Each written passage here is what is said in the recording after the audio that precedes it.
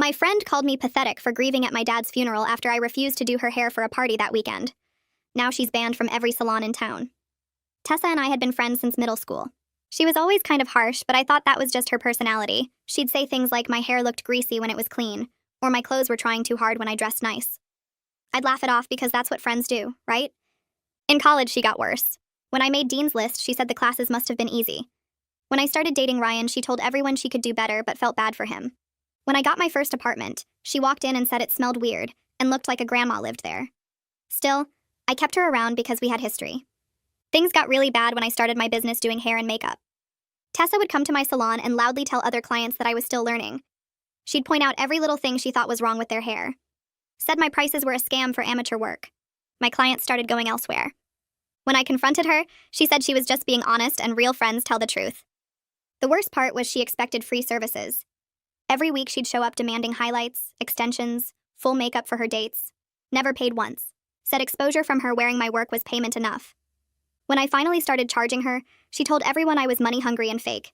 She'd book appointments and not show up, leaving me with empty slots I could have filled with paying clients. Then she started bringing her own friends for free services, telling them I owed her for all our years of friendship. My dad got sick last year. Cancer everywhere. 3 months to live. I spent every day at the hospital while trying to keep my business running. Tessa visited once, spent the whole time on her phone, and complained that hospitals made her uncomfortable. When Dad passed, I was destroyed. The funeral was small, just family and close friends. Tessa showed up late, wearing a white dress like it was a garden party. During my eulogy, she was taking selfies, actually angling her phone for better lighting while I talked about my dead father. At the reception, she pulled me aside and said she needed her roots done for a party that weekend. At my dad's funeral reception, when I said I couldn't even think about work right now, she said I was being pathetic and using grief as an excuse to be lazy. Said my dad would want me to move on and stop feeling sorry for myself. It had been 3 days since he died. That's when something in me snapped. I told her I'd do her hair that Saturday. She showed up at my salon expecting the works. I gave her exactly what she deserved. Mixed her color wrong on purpose. Her blonde highlights turned green. Not a subtle green, bright swamp green. The kind that takes multiple sessions to fix. She didn't notice until she got home because I styled it to hide the worst parts. When she called screaming, I said she must have used the wrong shampoo. She went to another salon to fix it. They had to bleach it 3 times. Her hair turned to straw and started breaking off in chunks. She had to get it cut into a pixie cut when she'd had waist-length hair her whole life. But that wasn't enough for me. See, Tessa didn't know that salon owners talk. We have a group chat for difficult clients. I told them everything. How she'd insulted my work while demanding free services. How she'd disrupted other clients. How she'd no-showed dozens of appointments. How she'd taken pictures without permission and posted them with nasty comments. Every salon owner in town blacklisted her. When she tried to book anywhere, they were suddenly full. Forever full. She had to drive 2 hours to the next city for basic haircuts. Then I reached out to her other friend who she'd brought for free services. Turns out Tessa had told them I'd offered it as a gift, then made them feel guilty when I seemed reluctant. They were mortified. They'd thought I was being weird about it, not that Tessa was stealing from me. They all paid me back without me asking. They also dropped Tessa when they realized how she'd used them. Her boyfriend dumped her when her hair fell apart because apparently he'd only been attracted to her long blonde hair. She tried to apologize to me, but only because she wanted me to fix her hair and tell the other salons to take her back. Said we'd been friends too long to let one comment ruin everything. One comment. Like she hadn't spent years tearing me down. She was screaming when I slapped her. She stumbled back, her hand flying to her cheek. The shock on her face was real, not the fake surprise she'd used on me 1,000 times before. My palm burned. My whole arm shook. I'd never hit anyone in my life. She opened her mouth, but nothing came out, and I turned away before she could find her voice. My heart slammed against my ribs so hard I thought I might throw up. I walked to my car without looking back, got in, locked the doors. My hands were still shaking when I started the engine. The drive home felt like it took forever and no time at all. I gripped the steering wheel until my knuckles turned white. Every stoplight gave me time to think about what I'd just done. I'd hit someone. I'd actually hit another person. Part of me felt sick about it. But another part, a part I didn't know existed until today, felt satisfied. Like something that had been building inside me for years had finally burst out. I'd spent so long swallowing her comments, her insults, her cruelty. I'd smiled through it all. And today I'd finally shown her exactly how much damage she'd done. When I pulled into my apartment parking lot, I couldn't make myself get out of the car. I just sat there for 20 minutes, staring at nothing, trying to figure out who I was now. Ryan was waiting inside because I'd texted him right after I left. He took one look at my face and pulled me into a hug without saying anything. I told him everything. about the slap, about how good it felt and how terrible I felt for feeling good about it. I waited for him to be disappointed in me, to tell me I'd gone too far. Instead, he said he was surprised I hadn't done it sooner. He said anyone who takes selfies during a eulogy and calls someone pathetic for grieving their dead father deserves worse than a slap.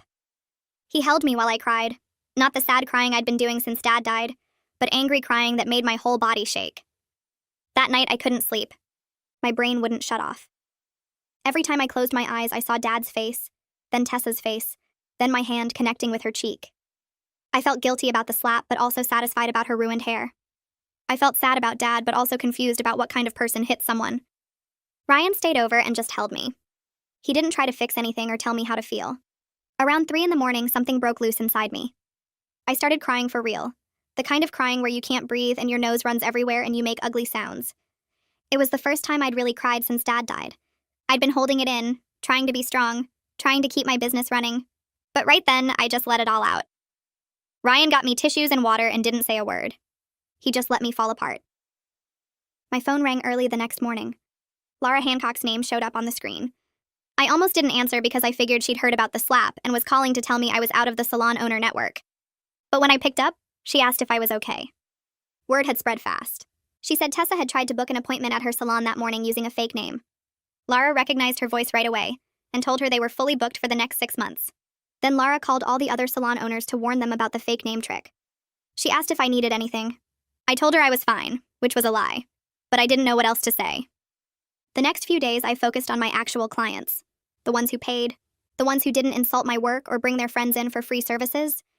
3 people who'd stopped coming months ago called to book appointments. They all said basically the same thing. They'd heard through the grapevine that I'd cut ties with that negative person who was always hanging around my salon. One woman said she'd wanted to book with me before, but Tessa had been so loud about criticizing everything that it made her uncomfortable. Another said she thought I must be unprofessional if I let someone treat clients that way in my own business. It felt good to know people had noticed. It felt good to know they'd been avoiding me because of Tessa, not because of my actual work. Hadley Strickland sent me a message asking if we could meet for coffee. I didn't want to go. I figured she was going to yell at me or demand her money back or something. But she said she wanted to apologize in person, so I agreed. We met at a cafe downtown. She looked embarrassed before she even sat down. She told me Tessa had said I was trying to build my portfolio and needed models, that I was desperate for practice subjects. Hadley thought she was doing me a favor by showing up. She had no idea Tessa was lying. When I told her the truth, that Tessa had been demanding free services for years and bringing people in without asking me, Hadley looked like she might be sick. She insisted on paying me for all 3 appointments she'd had, plus a big tip. She kept apologizing. I told her it wasn't her fault. Tessa was good at lying. 2 more of the friends Tessa had brought in contacted me that same week. They all had similar stories. Tessa told each of them something different about why the services were free. One thought I was running a promotion. Another thought it was a trade for social media posts. They'd all felt weird about it, but Tessa had been so confident that they figured it must be legitimate. They all paid me back without me even asking. One of them said she'd dropped Tessa as a friend after finding out how she'd manipulated everyone. The pattern was clear now. Tessa had been playing people against each other for years, telling everyone different lies, making herself look good while making me look desperate or weird or unprofessional. My salon got busier than it had been in months. New clients started calling, people who'd heard I was no longer associated with Tessa. One woman came in for highlights and told me she'd avoided booking with me specifically because she'd witnessed Tessa's behavior once and assumed we were a package deal. She thought if I let someone act that way in my salon, I must not be very professional. But now that Tessa was gone, she wanted to give me a try. Her highlights turned out perfect. She booked her next appointment before she left. 3 of her friends called that week asking for appointments too. Ryan suggested we take a weekend away. He said I needed space from everything that had happened. From Dad's death. From the Tessa situation. From the salon and the stress and all of it. We drove 2 hours to a cabin near a lake. Being away from town helped more than I expected. I could feel myself starting to separate the grief for Dad from the anger at Tessa. I'd been tangling them together. Using the rage to avoid the sadness. Using the sadness to justify the rage. But sitting by that lake, watching the water and the trees and the sky, I could feel them starting to untangle. I spent hours just sitting there, letting myself feel sad without the anger mixed in, missing Dad without thinking about revenge. Ryan brought me coffee and sandwiches and didn't try to make me talk. He just let me be sad.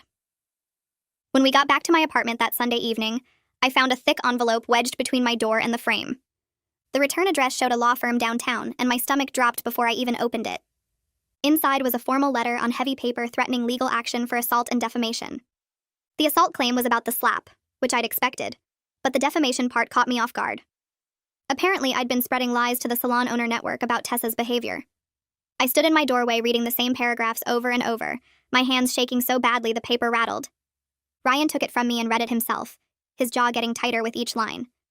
The letter demanded I publicly retract my statements to all salon owners, pay for Tessa's therapy costs related to the emotional distress I'd caused, and cover her travel expenses to the salon 2 hours away.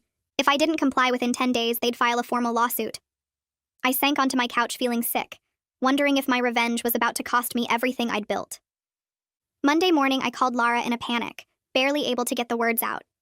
She listened to me explain about the lawyer's letter, then immediately said her cousin handled small business disputes and would talk to me for free. Within an hour, I was on the phone with a woman named Rebecca, who had a calm, no-nonsense voice that made me feel slightly less terrified. I told her everything from the beginning: the years of Tessa's behavior, the funeral incident, the green hair, the salon network blacklist, all of it. Rebecca asked specific questions about dates and witnesses, taking notes the whole time. When I finished, she was quiet for a moment before telling me Tessa's case was extremely weak.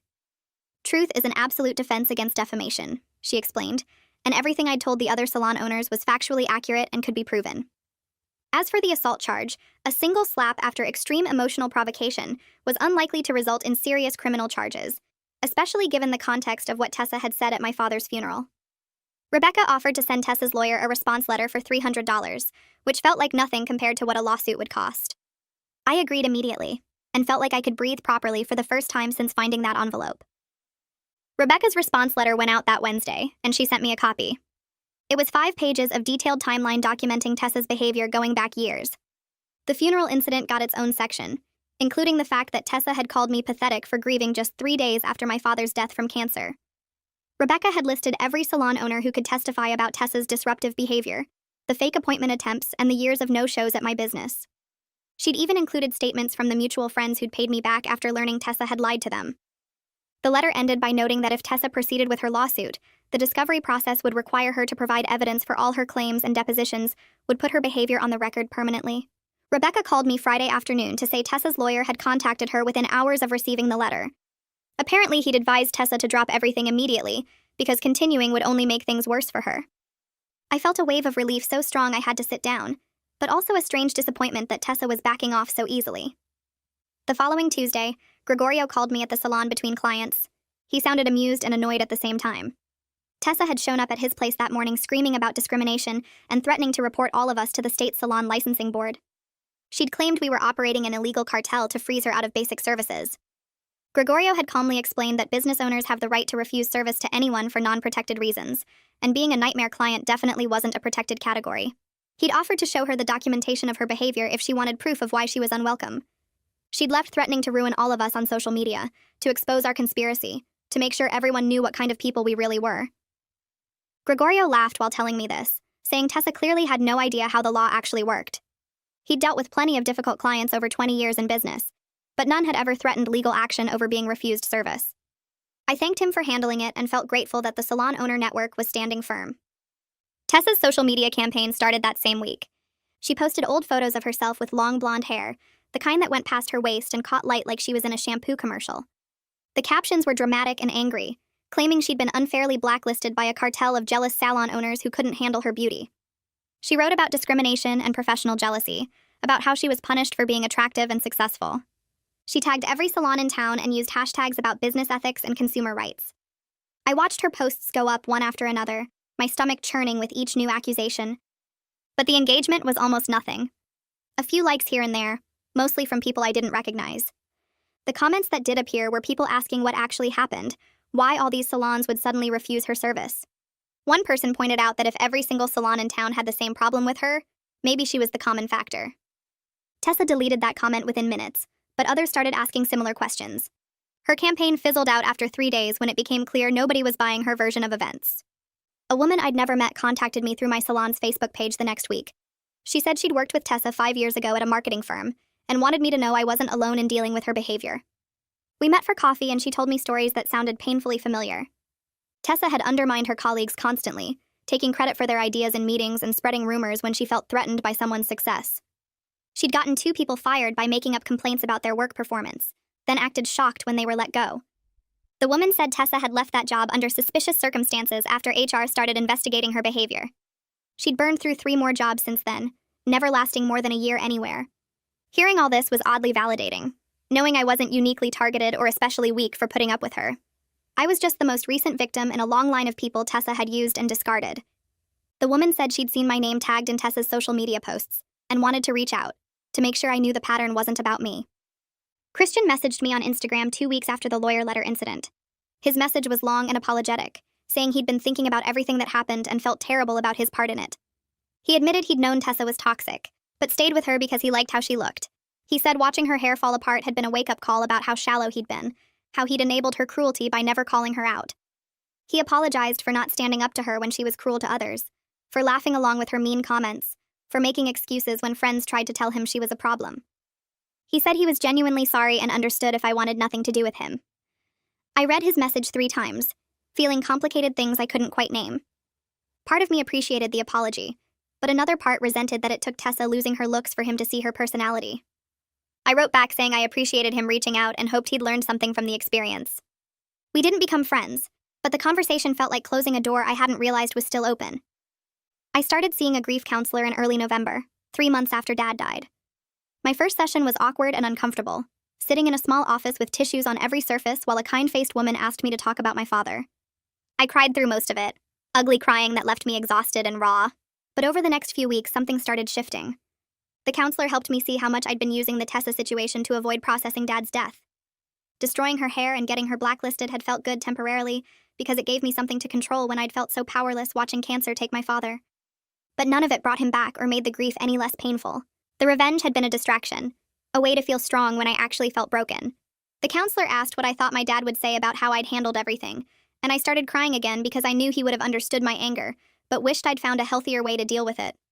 That realization sat heavy in my chest for days afterward. 3 weeks after I slapped Tessa, I was doing highlights for a regular client when she casually mentioned seeing someone at a salon 2 hours away who matched Tessa's description.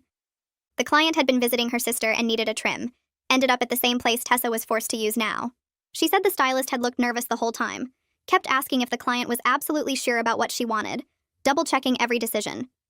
The client had thought it was odd until another stylist mentioned they'd recently had a difficult customer who'd threatened to sue them over a bad haircut. I felt a twinge of guilt knowing I'd made another professional anxious about working with Tessa.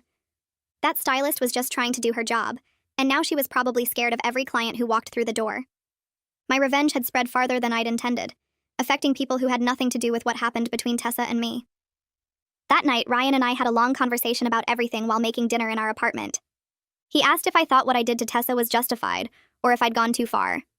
He was careful not to judge either way, just asking questions that made me think harder about my choices. Did I feel better now, or just different? Had the revenge actually healed anything or just created new problems? I admitted the satisfaction had been real but temporary, like eating something sweet that left a bad aftertaste. The grief for my dad was still there, just as heavy and painful as before. Now there was guilt mixed in too. Guilt about the slap and the hair sabotage and affecting that other stylist who'd done nothing wrong. Ryan listened without trying to fix anything, just letting me work through it out loud. He said he understood why I'd done it but asked if I'd make the same choices now, knowing how it felt afterward. I told him honestly that I didn't know, and that uncertainty scared me more than anything else. A week after that conversation with Ryan, Carissa texted asking if I wanted to grab lunch at the cafe downtown. I'd talked to her a few times in the salon owner group chat, but we'd never met in person.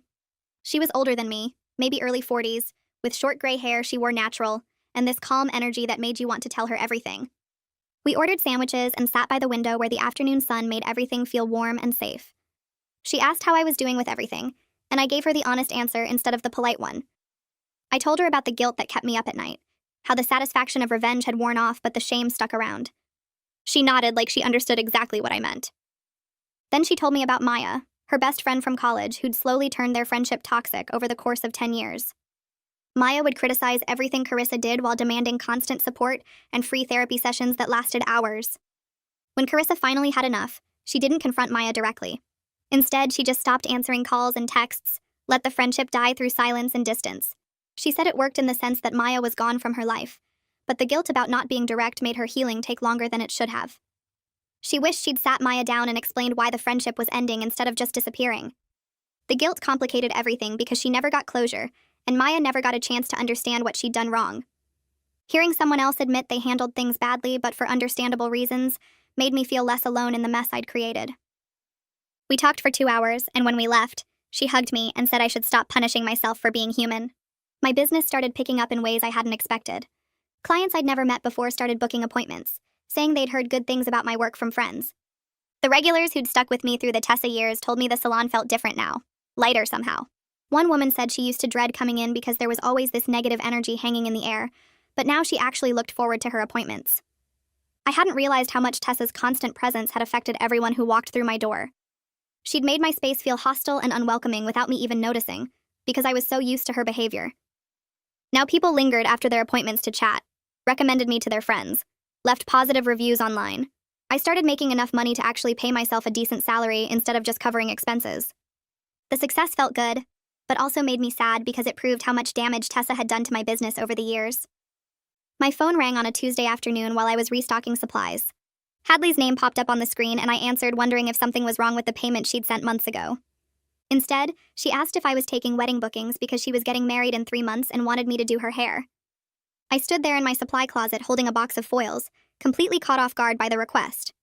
She explained that she genuinely loved the work I'd done for her, even though she'd thought it was free at the time, and she wanted to support my business now that she understood what Tessa had been doing.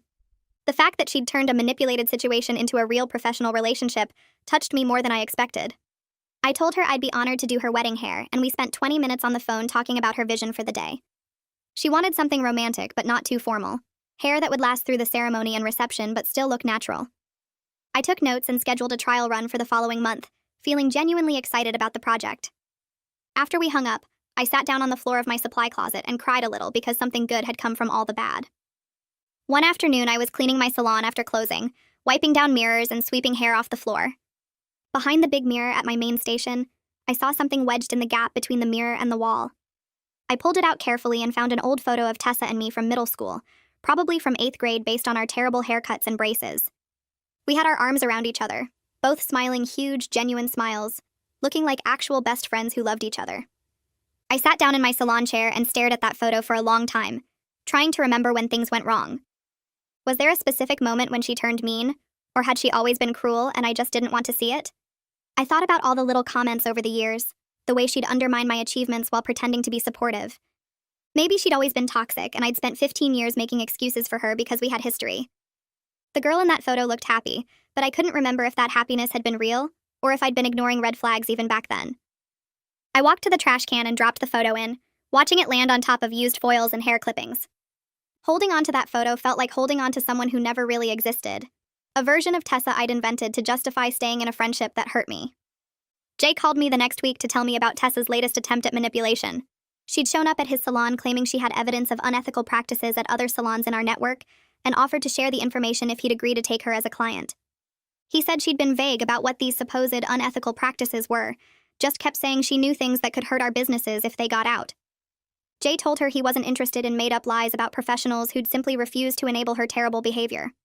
He said she'd gotten angry and threatened to report him to the licensing board for discrimination, but he'd calmly explained that refusing service to someone who's been abusive to multiple businesses isn't discrimination.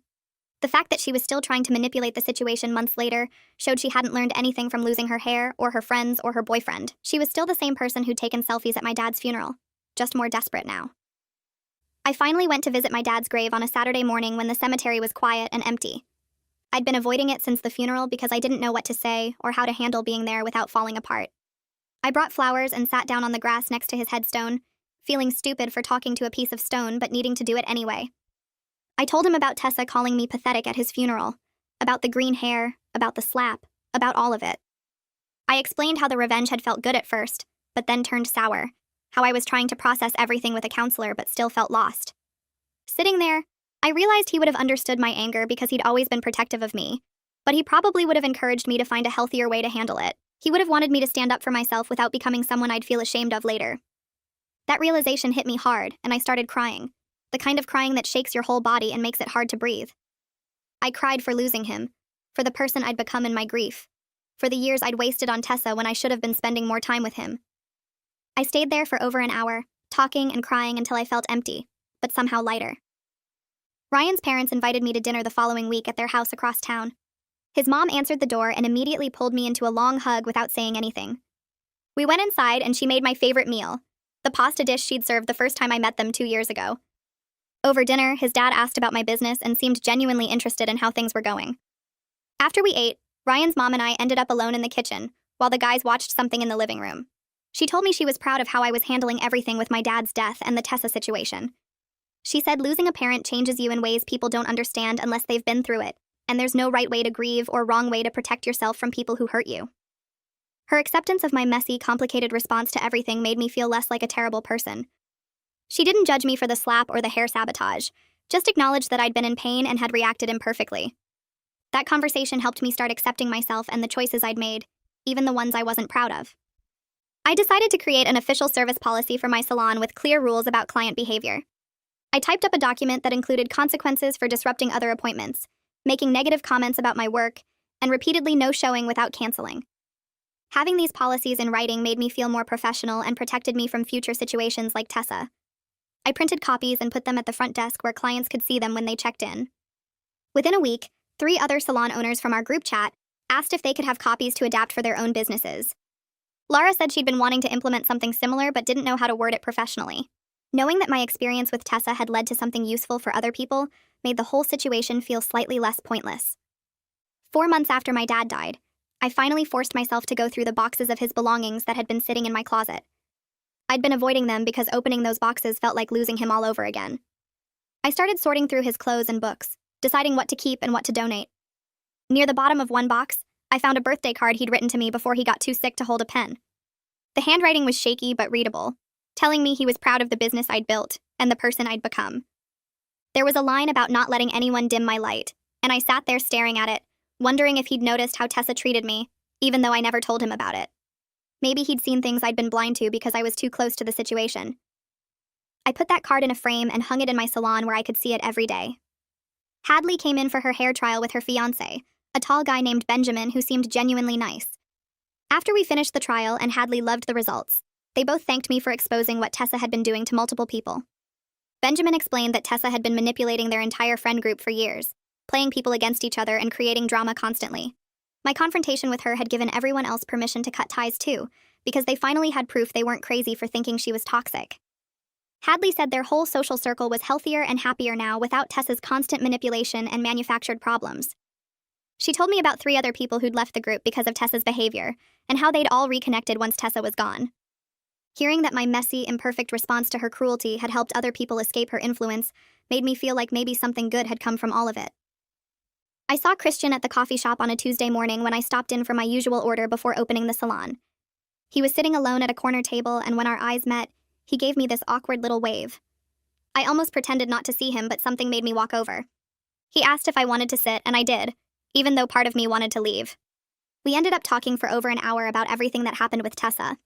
He told me he was dating someone new, a woman he met at work who he actually respected as a person, instead of just thinking was pretty. He said he was in therapy now, working on his own problems with being shallow and avoiding conflict instead of dealing with things. We both agreed that Tessa was awful, but we also admitted we'd let her get away with too much for too long. He said he should have called her out when she was cruel to me, and I said I should have cut her off years before I did. The conversation felt good, like we were both trying to be better people after the mess she'd left behind. When I left to open my salon, he hugged me and thanked me for talking to him. I drove away feeling lighter somehow. My grief counselor had been helping me work through everything for months, but the session where we talked about the slap and the hair sabotage hit different. She pointed out that I'd been operating from a place of extreme pain when it all happened, that Tessa had deliberately picked at my most vulnerable moment to be cruel. She said my actions weren't ideal, but they were human, and I could accept what I'd done without letting it define who I was as a person. We worked through the guilt I'd been carrying about hitting her, about ruining her hair on purpose, about getting her blacklisted from every salon. The counselor helped me see that taking responsibility didn't mean hating myself forever, that people make mistakes when they're hurting, and that's just part of being alive. By the end of that session, I felt like I could finally breathe properly. I still wasn't proud of everything I'd done, but I could live with it now. I could forgive myself while still knowing I'd crossed lines I shouldn't have crossed. The salon owner group chat had turned into something way bigger than just warning each other about bad clients. We were sharing business tips now, sending each other customers when we were booked up, celebrating when someone had a great month. Laura sent a message one day saying the whole Tessa situation had actually brought all of us closer together as a community. She said we were more willing to protect each other and stand up for each other because we'd seen what could happen when someone toxic was allowed to run wild. Other owners agreed, saying they felt more supported in their businesses now than they had before. It was weird to think that something positive had come from the revenge and the drama, but there it was. We'd built something real out of the mess. The group chat became one of my favorite parts of running my business because I knew these people had my back no matter what. My bank account looked better than it had in years. Without Tessa taking free services every week and driving away my paying clients with her constant criticism, I was actually making money. Real money, not just scraping by. I upgraded my styling chair to one of those fancy hydraulic ones that didn't squeak. I bought new shears that cost more than my first car payment. I signed up for an advanced color technique course I'd been eyeing for months but couldn't afford. Every time I looked at my growing business, I felt this rush of proof that cutting toxic people out wasn't just good for my mental health, it was good for everything. The growth felt earned, like I'd finally stopped letting someone else hold me back from success. My appointment book filled up weeks in advance. My clients left bigger tips. Everything got better once she was gone. Ryan and I went to our favorite restaurant for our 2-year anniversary, the Italian place where we'd had our first date. Over dessert, he took my hand and told me that watching me handle this past year had made him love me more, not less. He said he'd seen my strength when I was grieving my dad, my resilience when I was dealing with Tessa, my growth when I was working through the guilt. He told me he wasn't proud of everything I'd done, but he was proud of how I'd processed it all and learned from it. Then he said he wanted us to move in together, maybe start looking for a place in the next few months. I started crying right there in the restaurant, happy tears this time instead of sad ones. He wiped my face with his napkin and kissed me, and I felt like maybe I was finally becoming the person I was supposed to be all along. The message came through on my business page from someone I didn't recognize. She said she was thinking about booking with me, but wanted to know if I was the stylist who ruined that woman's hair on purpose. She asked if I was vindictive or if there was more to the story. I stared at the message for a long time before I answered. I decided to be completely honest about what happened and why. I told her about years of Tessa tearing me down, about the free services she demanded, about her cruelty at my dad's funeral 3 days after he died. I explained that I'd reacted badly to extreme provocation, and that I wasn't proud of the revenge, but I understood why I'd done it. The woman wrote back an hour later saying she appreciated my honesty, and anyone who stands up to bullies was someone she wanted to support. She booked an appointment for the following week and ended up becoming a regular client. 6 months after my dad died, I realized I'd slept through the whole night without waking up crying. It happened a few more times that week, then became normal instead of rare. The grief was still there every single day, but it felt different now. Less like a sharp knife cutting into me and more like a dull ache I'd learned to carry. I could think about him without falling apart. I could look at photos without needing an hour to recover. I could talk about him with my mom without both of us sobbing. The progress felt small but important, like I was learning to live with the hole he'd left instead of being consumed by it. I knew I'd never fully get over losing him, that some part of me would always hurt from his absence, but I could function now. I could have good days mixed in with the bad ones. I could keep going. The message came through someone I barely knew, an old acquaintance from high school who I hadn't talked to in years. She said Tessa had reached out asking her to contact me, wanting to know if enough time had passed for us to talk things through like adults. The acquaintance told me Tessa was struggling, that she didn't have friends anymore and was having trouble at work. She said Tessa wanted to repair our friendship. I read the message twice before I responded. I told the acquaintance to tell Tessa that I had zero interest in any relationship with her, now or ever, and she needed to stop trying to reach out through other people. I blocked the acquaintance's number after that, not because I was mad at her, but because I didn't want Tessa to have any way to get to me. Some bridges need to stay burned. The bride was panicking when she arrived at my salon on a Saturday morning. Her original stylist had canceled last minute, something about a family emergency, and her wedding was in 4 hours. She'd found me through a desperate internet search, and I'd agreed to fit her in even though I was supposed to have the morning off. She had no idea who I was or anything about what happened with Tessa. Working on her hair reminded me why I'd started this business in the first place. It wasn't about drama or revenge or toxic friendships. It was about making people feel beautiful on days that mattered to them. She kept thanking me over and over, saying I'd saved her wedding day. When I finished and she saw herself in the mirror, she cried happy tears. I felt good in a way I hadn't felt in months, like I'd remembered what my work was actually supposed to be about. Hadley's wedding day finally came and I showed up at the venue early to do her hair. She had pictures of exactly what she wanted, some complicated updo with braids and flowers woven through it. I worked carefully, taking my time to get every detail perfect. When I turned her toward the mirror, she gasped and started crying, the good kind of crying where you're so happy you can't help it. She kept saying it was exactly what she'd dreamed of, that I'd made her feel like a princess. Her mom hugged me and thanked me for taking care of her daughter. After the wedding, Hadley posted photos all over social media tagging my business and writing this long caption about how talented I was. Within a week, 3 of her wedding guests had booked appointments with me. My calendar filled up with more bridal parties. The business kept growing, and for the first time in years, everything felt right. I drove to the cemetery on a Tuesday morning when I knew it would be empty. The grass was still wet from overnight rain, and my shoes got soaked walking to Dad's grave. I stood there for a minute just looking at his headstone before I started talking. Told him about Ryan proposing and how we were planning the wedding for next spring. Told him the business was doing better than ever, that I had 3 bridal parties booked for next month alone. Told him I was doing okay, that most days I could function without falling apart. Then I apologized for wasting so much time on Tessa, when I should have been spending every possible moment with him during those last 3 months. I knew he couldn't answer, but talking to him helped anyway. Made the complicated feelings feel a little more manageable. I stayed until my feet went numb from the cold, wet ground. Then I kissed my fingers and pressed them to his headstone before I left. Ryan found the apartment listing online and made me come see it that same day.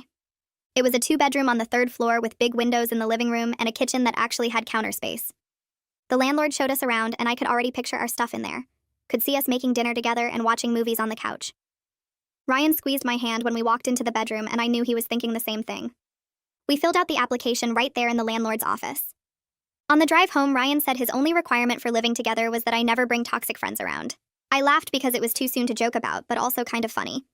He grinned and said he was serious, that he'd learned his lesson about staying quiet when people treated me badly. We got the approval email 3 days later and started planning our move-in date for the end of the month. My grief counselor had this way of asking questions that made me actually think instead of just giving easy answers. She asked how much of my identity I'd built around what happened with Tessa. Asked if I thought one revenge plot made me a bad person, or just a hurt person who responded badly to cruelty. I sat there quiet for a long time before I answered. Told her I knew what I did was wrong, but also that Tessa had pushed me to a breaking point on purpose.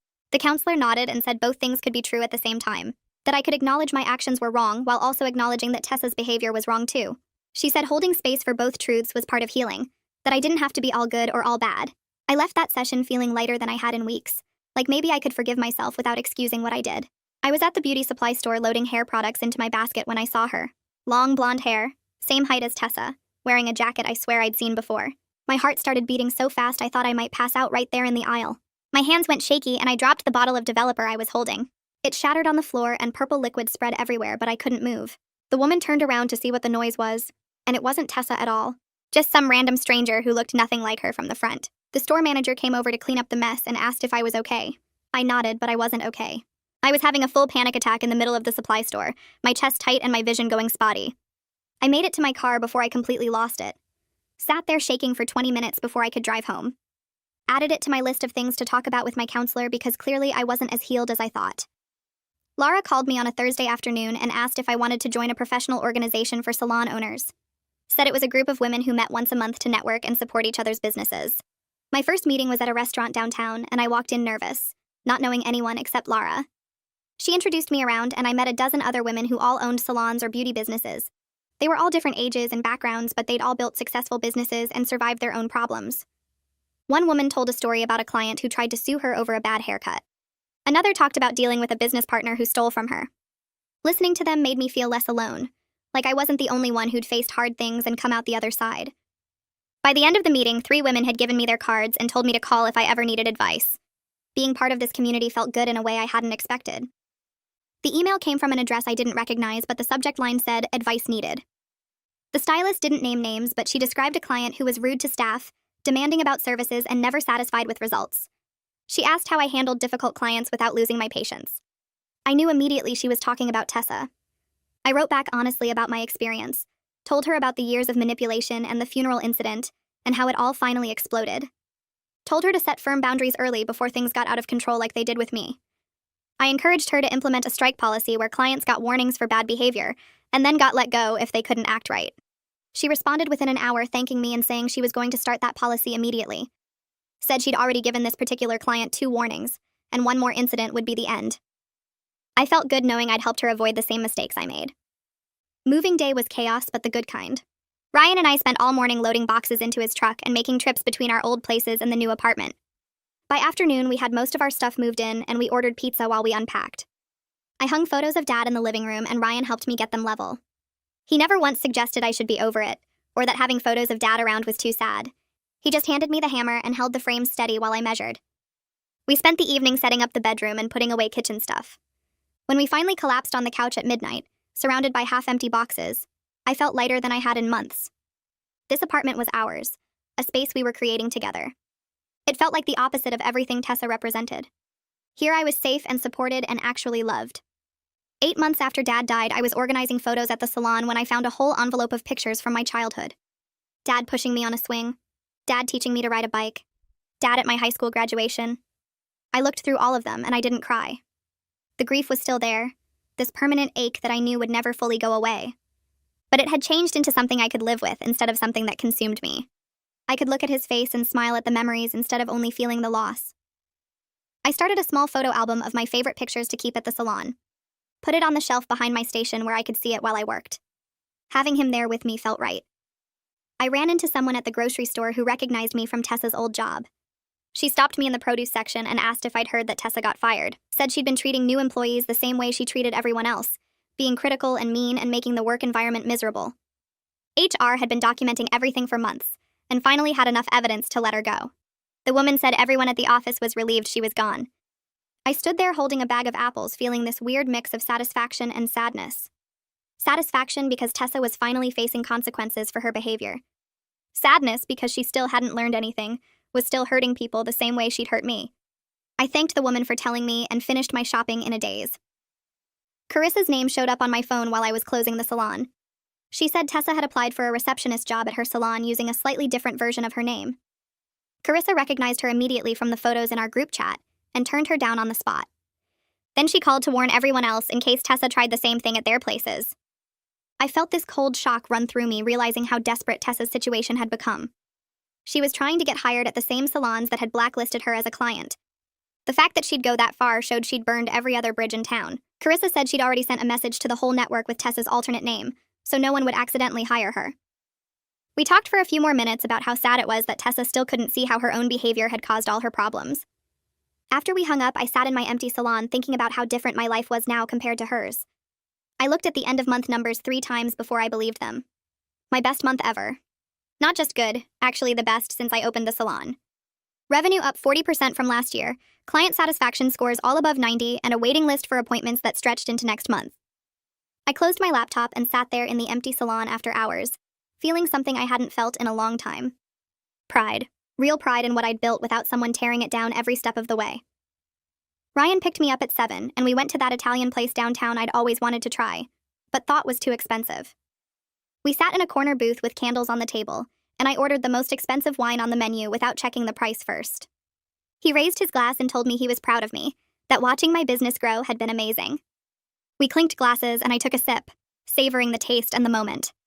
He reached across the table and took my hand. He said he'd never seen me this confident, this happy, this comfortable in my own skin. I looked at him and realized he was right.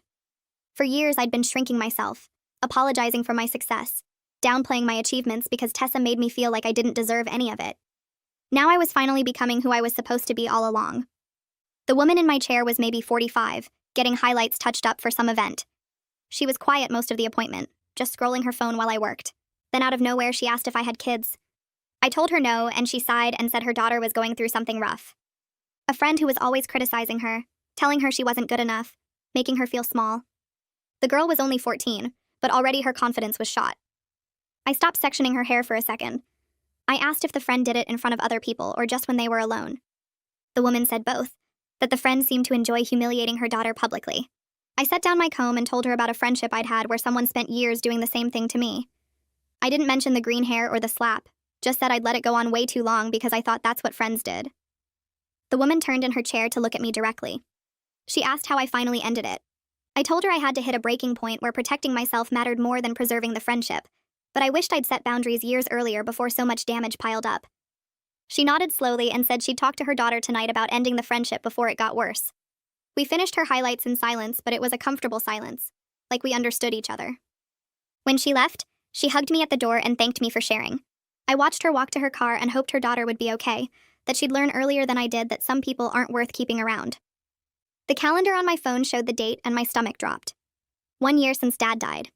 I'd been so focused on the business and moving in with Ryan and everything with Tessa that I hadn't noticed it creeping up. Ryan found me sitting on the couch staring at my phone at 6 in the morning. He sat down next to me and asked if I was okay. I showed him the date and he wrapped his arms around me without saying anything. He called his boss and took the day off, said he wasn't leaving me alone today. We got dressed and drove to the cemetery in silence. The grave had grass growing over it now, making it look less raw and new. I stood there looking at Dad's name carved in stone and told him about the business doing well, about Ryan, about finally standing up for myself. Ryan stood a few feet back, giving me space but staying close enough that I knew he was there. We stayed for maybe 20 minutes, then went back to the apartment. Ryan pulled out all the photo albums from the closet and we spent the afternoon going through them. Dad at my graduation, Dad teaching me to ride a bike, Dad walking me to my first day of school. Each photo hurt but in a different way than before, like the pain had edges now instead of being this endless thing. We ordered pizza for dinner and Ryan told me stories about his own dad, sharing memories so I didn't feel alone in my grief. By the time we went to bed, I'd cried 3 times, but I'd also laughed twice. I'd made it through the day without falling apart. Hadley called on a Tuesday afternoon between appointments. She said she had 2 friends getting married this year, and both of them asked if I could do their wedding hair and makeup. She'd shown them photos from her own wedding, and they loved my work. I booked both of them right there on the phone, penciling in dates 6 months out. When I hung up, I looked at my appointment book and noticed a pattern. 4 weddings booked in the next 8 months, all referrals from brides I'd worked with before. I'd accidentally found something I was good at, making people feel beautiful on the biggest day of their lives. The pressure was intense, but the satisfaction was worth it. I started looking into wedding hair courses online, ways to market myself specifically to brides. I updated my website with a whole section for bridal services and raised my prices because I was worth it. Within 2 weeks, I had 3 more wedding inquiries. My business was turning into something different from I'd planned. Something better. The message came through on my business email at 9 at night. Someone claiming to be a therapist named aftER. Sarah Davis said she was working with a client on healing from past conflicts, and would I be willing to participate in a joint session. The email mentioned Tessa by name, said she was making real progress, and part of her treatment involved making amends with people she'd hurt. I stared at the email, feeling my skin crawl. Something about it felt wrong. The tone was too casual, the request too forward. I Googled Dr. Sarah Davis and found 3 therapists by that name in our state, none of them in our city. I called the state licensing board the next morning and gave them the email address. The woman on the phone checked their database and told me no therapist by that name was licensed to practice here. She also said no legitimate therapist would reach out to a client's former friend without explicit written consent and multiple legal safeguards. I forwarded her the email and she said she'd investigate. 2 hours later, she called back and said the email was sent from a free email service, not a professional account, and the IP address traced back to our city. It was Tessa pretending to be a therapist, trying one more manipulation. The fact that she'd go that far, actually impersonate a medical professional, showed how desperate she'd become. Jay called me from his salon on a Saturday morning. He said he had news. Tessa had apparently given up trying to get services anywhere in town and moved to a different city 2 hours away. One of his clients saw her loading boxes into a moving truck last week. Jay said everyone in the salon network was relieved that we could stop worrying about her showing up or causing problems. I thanked him for letting me know and hung up. I sat in my car in the salon parking lot feeling this weird emptiness. She was gone. Actually gone. I'd been carrying this tension for months without realizing it, always half expecting her to walk through my door or send another fake email or try some new scheme. Now she was just gone. Part of me felt satisfied that she'd been driven out of town by her own behavior. But another part felt sad that it had come to this, that years of friendship had ended with her fleeing to a different city. I started my car and drove home, trying to process what it meant that she was finally out of my life for good. Sunday morning, Ryan made pancakes while I was still in bed. I came out to the kitchen in my pajamas and found him standing by the stove with this nervous energy. He turned off the burner and took my hand. He said he'd been thinking about our future, about building a life together. He wanted to marry someone who was strong enough to protect herself and brave enough to keep growing. He pulled a ring out of his pocket and asked if I'd marry him. I said yes before he finished the question. We spent the rest of the day calling everyone we knew. My mom cried on the phone and said Dad would have loved Ryan, that he would have been so happy to see me with someone who treated me right. Ryan's parents invited us over for champagne. By evening, my phone was full of congratulations messages, and my face hurt from smiling. I looked at the ring on my finger and thought about how different my life was now compared to a year ago. I'd lost my dad but found real love.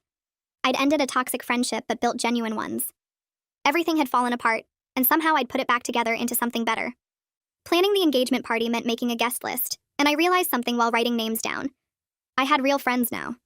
Lara and Hadley and Carissa, people who supported me without tearing me down, people who showed up when I needed them and celebrated my wins without jealousy. The contrast with Tessa was so clear now that I wondered how I'd ever thought that friendship was normal. Healthy relationships didn't leave you feeling small and worthless. They didn't require you to shrink yourself to make someone else comfortable. I sent out invitations to everyone on the list and got responses within hours. Everyone said yes, everyone was excited, everyone was genuinely happy for me.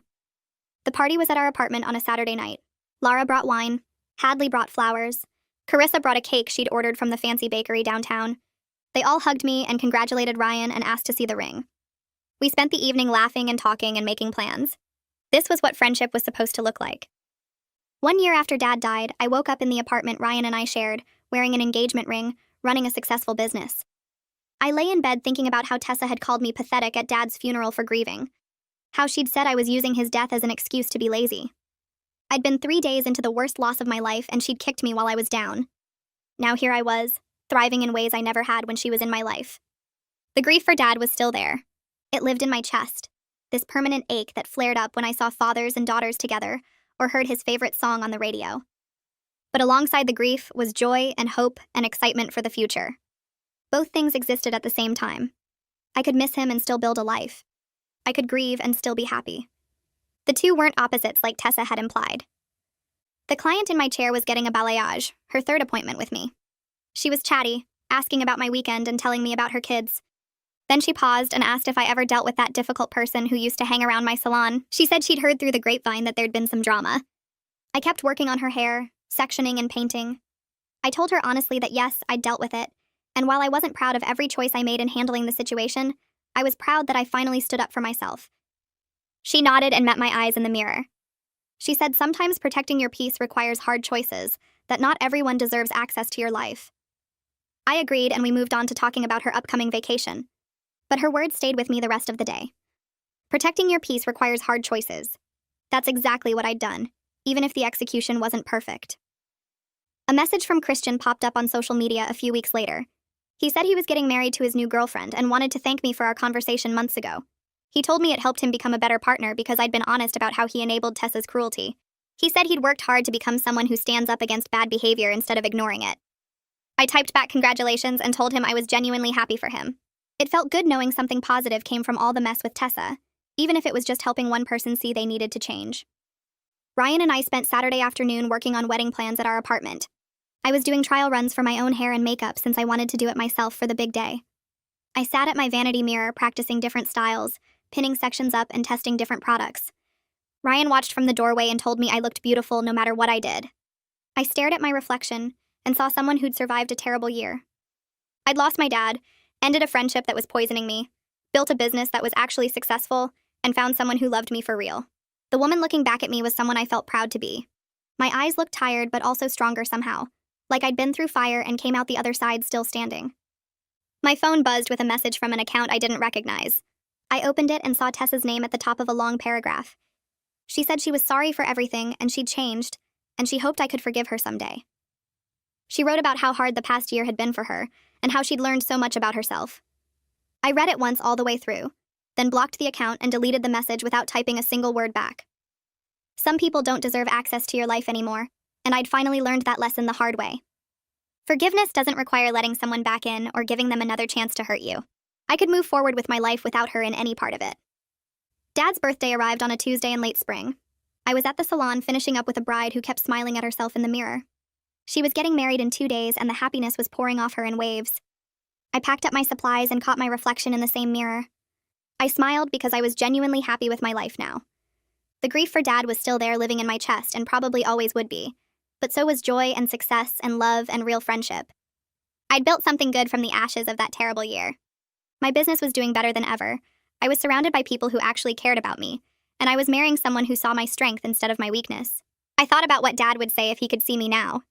He'd probably tell me he was proud of who I'd become, even through the messy and imperfect journey of getting here.